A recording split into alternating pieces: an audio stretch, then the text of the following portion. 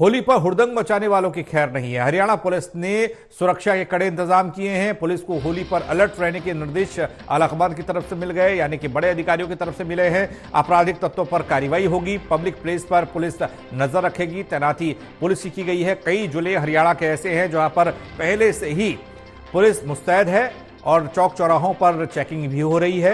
ये साफ तौर पर कह दिया गया कि बाइक का साइलेंसर अगर आपने हटाया, उससे हुड़दंग मचाने की कोशिश की, पटाखे बचाए, आप पर कार्रवाई होगी। आप शराब पीकर हुड़दंग मचाते हैं, उसके खिलाफ कार्रवाई होगी। देवेंद्र कथुरिया जुड़ रहे हमारे साथ, एसोसिएटेड एडिटर पानीपत। देवेंद्र, होली का त्योहार है, खुशियों का त्योहार है, लेकिन पुलिस की नजर उन लोगों पर है जो इस त्योहार में हुड़दंग मचाते हैं, अशांति फैलाते हैं।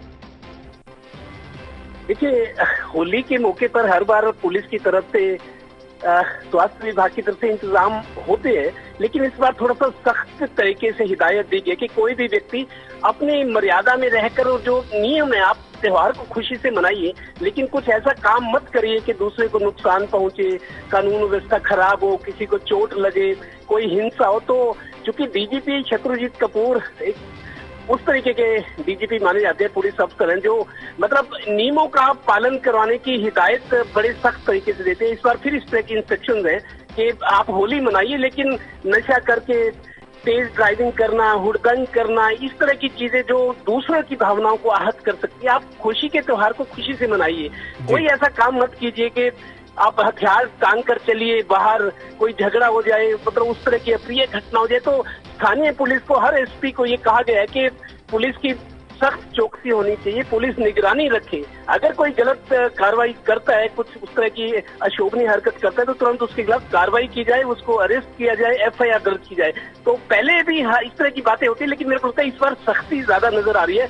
और एसपी को, संबंधित जिले के एसपी को कहा गया है कि कोई भी उस तरह की घटना ना हो जो अशोभनीय हो, जिससे कानून व्यवस्था का या आपस में हिंसा हो, धार्मिक भावनाएं भड़के। तो इस सब तरह की चीजों को ध्यान में रखकर आप पूरा निगरानी तंत्र अपना मजबूत रखें। लेकिन नशे को लेकर पिछले कुछ दौर से देखा है, हरियाणा में ज्यादा सजगता हुई है, जागरूकता फैलाने की कोशिश। पूर्व मुख्यमंत्री मनोहर लाल ने बाकायदा एक लंबा चौड़ा शो भी किया था, लोगों से कनेक्टिविटी बढ़ाई थी। और इस होली के मौके पर भी ये कहा गया पुलिस की तरफ से, डीजीपी की तरफ से, कि आपको नशे से दूर रहना है। आप नशा करके अगर हुड़दंग मचाते हैं, ऐसा पाया जाता है, तो आप पर सख्त कार्रवाई होगी।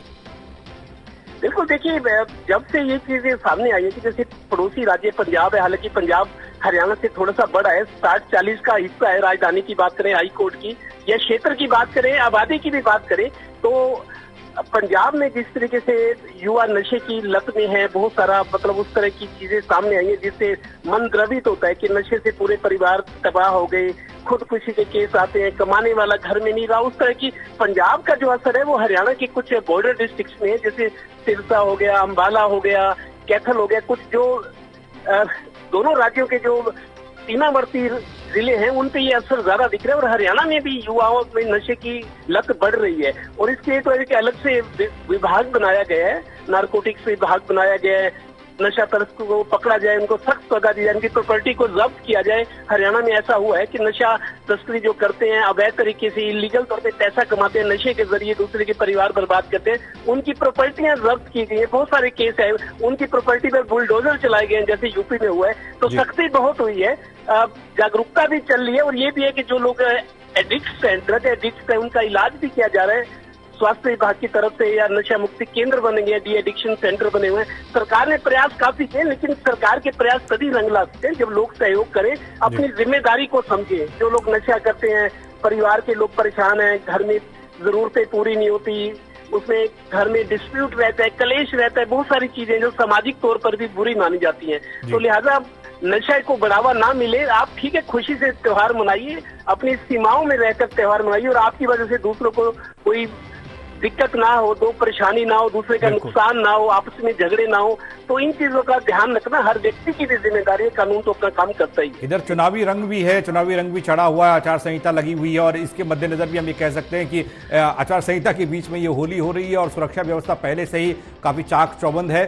सियासी रंग में और होली के रंग में अगर देखा जाए तो इसमें किस तरीके से पुलिस प्रशासन काम कर रहा है, क्योंकि हर कोई सियासी रंग में भी रंगा नजर आ रहा है, उस बीच होली भी मनाएगा। टाइमिंग बड़ी उस तरह की क्रूशियल है। देखिए, एक तरफ चुनाव है, एक तरफ चुनावी रंग है और दूसरी तरफ होली के रंग है। होली के रंग में बड़ा त्योहार है होली। आप देखिए, हमारे जितने भी त्योहार है हमारे को आपसी प्रेम से एकजुटता दिखाकर एक दूसरे से खुशियां बांटने का सीख देते हैं त्योहार। लेकिन होली एक ऐसा त्योहार है जो सबसे अलग है। होली में रंगों का होता है, जैसे रंग होली पे खेले जाते हैं, एक दूसरे की उस खुशियों में एक दूसरे को साझा किए जाते हैं। होली के रंग तो ऐसे होते हैं कि आदमी को खुशनुमा कर देते हैं। होली में रंग होते हैं, जैसे कहते हैं ना, जीवन रंगों के बिना बेरंग है जीवन। तो जीवन में रंग होने चाहिए, रंग का मतलब खुशियां होनी चाहिए। तो होली का तो रंग ही ऐसा है, ऐसा ही त्योहार है कि जो सबको आपस में मिलजुल कर मनाना चाहिए, खुशी से अपने गिले शिकवे दूर करने चाहिए, जैसा इस त्योहार का मकसद भी है। तो प्रेरणा और सीख बहुत है, लेकिन सीखने की जरूरत है। कोशिश करनी चाहिए कि ये त्योहार है, इसकी मर्यादा और इसकी जो पवित्रता है वो बनी रहे, और प्रशासन अपना काम करेगा, पुलिस अपना काम करेगी।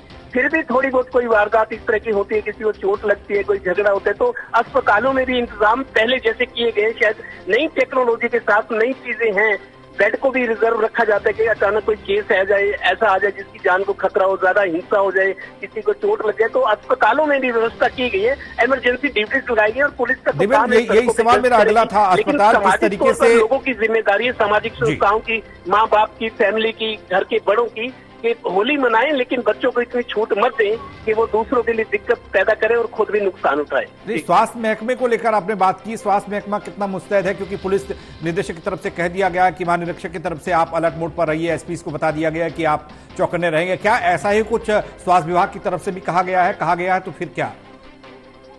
देखिए, हर बार स्वास्थ्य विभाग की तरफ से मेरे को ध्यान है, मैं पानीपत की बात करता हूँ, पूरे हरियाणा या हरियाणा से बाहर की नहीं।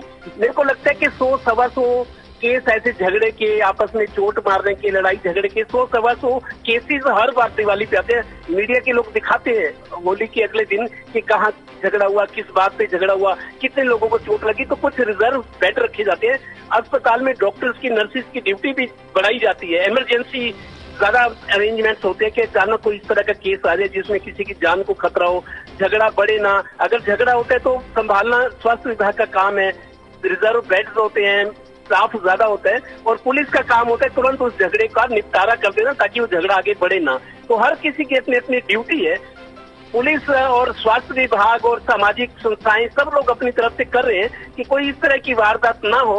उसके बावजूद भी थोड़ी बहुत घटनाएं तो होती रहती है, होली इसी का नाम है, लेकिन उनको तुरंत डिफ्यूज किया जाए, स्थिति खराब ना हो। जो अगर किसी को चोट लगती है तो उसका तुरंत इलाज मिल जाए, उसको उसकी जान बच जाए, माहौल खराब ना हो, इस सारी चीजों को ध्यान देना पड़ता है। जी चलिए, बहुत शुक्रिया देवेंद्र आपका तमाम जानकारी के लिए। तो हरियाणा पुलिस ने सुरक्षा व्यवस्था के पुख्ता इंतजाम किए हैं, होली में हुड़दंग ना हो इसको लेकर पहले ही हिदायत दी जा चुकी है। अलर्ट मोड पर पुलिस है। पुलिस महानिरीक्षक ने कह दिया कि एसपी मोर्चा संभालेंगे, उनकी टीम मोर्चा संभालेगी, और उसी को देखते हुए जो चौक चौराहे व्यस्ततम बाजार हैं वहां पर पुलिस अलर्ट मोड पर नजर आई। साफ तौर पर यह कह दिया गया कि अगर आपने नियमों का उल्लंघन किया, अगर आपने कानून व्यवस्था का उल्लंघन किया तो आप पर सख्त कार्रवाई होगी, आपको बख्शा नहीं जाएगा।